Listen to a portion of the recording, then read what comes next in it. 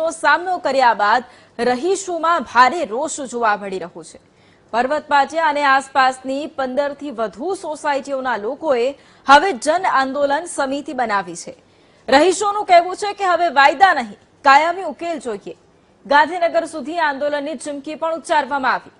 બીજી તરફ સાંસદ મુકેશ દલાલે ખાડીપુરને માનવ સર્જિત આફત ગણાવી અને લાંબા ગાળાના ઉકેલની ખાતરી આપી। શું હવે સુરતને ખાડીપુરની સમસ્યામાંથી રાહત મળશે? જોઈએ આ અહેવાલ।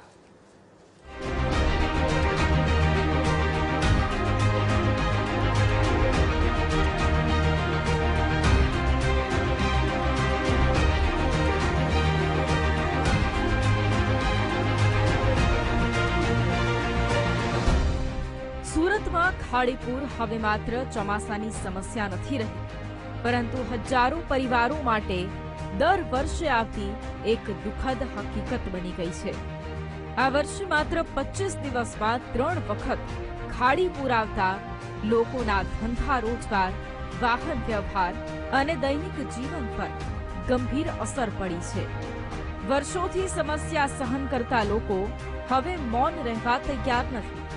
પર્વત પાટિયા અને આસપાસની રિસવિહાર, માધવબાગ, સત્યમ એપાર્ટમેન્ટ, કૈલાશનગર, શ્રીવર્ધન, વીરદર્શન, નંદનવન રો હાઉસ સહિત 15 થી વધુ સોસાયટીઓના રહીશોએ મોડી રાત સુધી બેઠક યોજી અને જન આંદોલન સમિતિની રચના કરી છે। રહીશોની માંગ સ્પષ્ટ છે, હવે માત્ર આશ્વાસન નહીં, પરંતુ કાયમી ઉકેલ જોઈએ। જો યોગ્ય કાર્યવાહી નહીં થાય તો મ્યુનિસિપલ કમિશનર, મેયર, કલેક્ટરથી લઈને ગાંધીનગર સુધી આંદોલન કરવામાં આવશે તેવી ચીમકી પણ ઉચ્ચારવામાં આવી છે।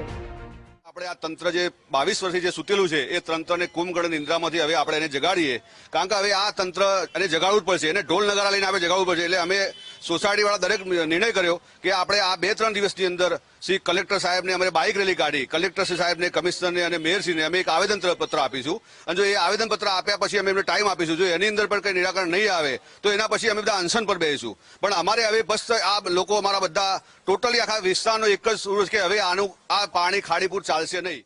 આના સતત દર વર્ષે પ્રોબ્લેમ છે અને પ્રશાસન તંત્ર જે છે એ કાયમી માટે એક આશ્વાસન જ આપે છે। અને અમે તો રૂબરૂ એકવાર મુલાકાત કરી તો એ અમને ખાલી ઝીંગા તળાવ, જે અહીંયાથી ઝીંગા તળાવ 25 કિલોમીટર દૂર છે અને M4ના પછીની ખાડીનું જે વહેણ જુઓ એ 4 ગણી પહોળી છે અને અહીંયા ખાલી એક અડધી છે ખાડી। અને તમે જોઈ શકો છો ખાડીનું પણ હજી 3 દિવસ વરસાદ નથી આવ્યો તો પણ લેવલ ખાલી હજી 1 ફૂટ ઘટ્યું છે, તો આ પાણી આવે છે ક્યાંથી એ અમારે પ્રશાસનને પૂછવું છે। આ સમગ્ર મામલે સુરતના સાંસદ મુકેશ દલાલે ખાડીપુરને માનવ સર્જિત આફત ગણાવી છે। તેમના કહેવા મુજબ વર્ષોથી થયેલા દબાણોને કારણે ખાડીઓની કુદરતી વહન ક્ષમતા ઘટી ગઈ છે અને તેના કારણે દર વર્ષે આવી સ્થિતિ સર્જાઈ છે। સાંસદે જણાવ્યું કે શહેરની 7 ખાડીઓનો ઊંડાણપૂર્વક અભ્યાસ ચાલી રહ્યો છે।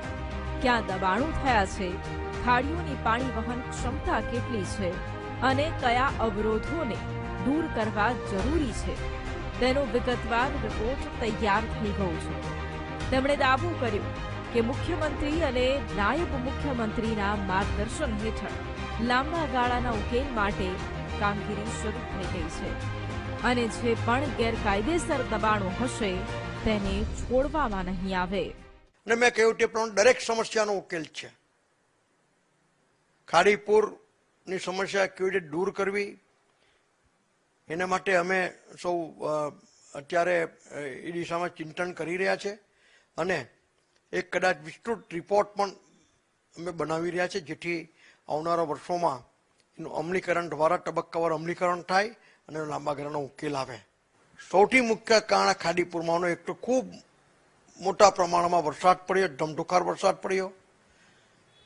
ખાડી ઉપર કેટલાક ગેરકાયદેસર દબાણો, માનવ સર્જિત દબાણો થયા તે પણ એક છે અને આ ખાડીઓ વર્ષો જૂની છે એટલે એમાં જીઓલોજીકલ ચેન્જીસ પણ ખૂબ થયા છે। વાયદાઓથી થાકેલા રહીશો હવે પરિણામ માંગે છે। જો આંદોલનની ચીમકી વાસ્તવિકતામાં બદલાશે તો ખાડીપુરનો મુદ્દો સુરતથી ગાંધીનગર સુધી ગુંજી શકે છે। હવે સવાલ એ છે કે વર્ષોથી પાણીમાં ડૂબતા વિસ્તારોને શું આ વખતે ખરેખર કાયમી રાહત મળશે કે પછી આગામી ચોમાસામાં ફરી એ જ દ્રશ્યો જોવા